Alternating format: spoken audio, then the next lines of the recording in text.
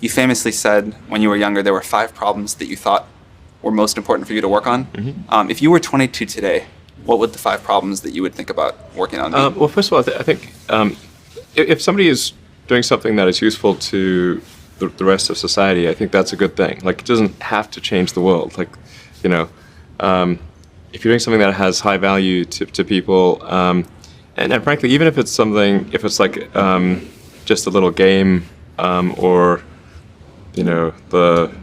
some improvement in photo sharing or something, if it has a small amount of good for a large number of people, I think that's fine. Like, stuff doesn't need to be changed the world just to be good.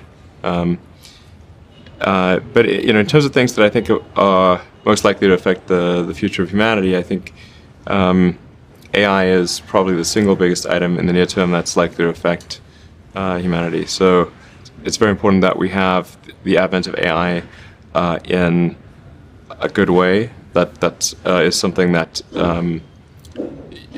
if you could look into the crystal ball and see the future, you would like that outcome, because it is something that could go wrong, as we've talked about many times, and so we really need to make sure it goes right.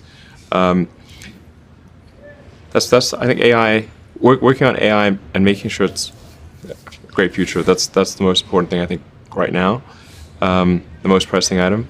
Then obviously anything to do with genetics. If you can actually solve genetic diseases, if you can prevent dementia or Alzheimer's or something like that, with genetic reprogramming, that would be wonderful. So I think there's genetics. It might be the sort of second most important item. I think having a high bandwidth interface to the brain, like we're currently bandwidth limited. We have a digital tertiary self in the form of our email capabilities, our computers, phones, applications.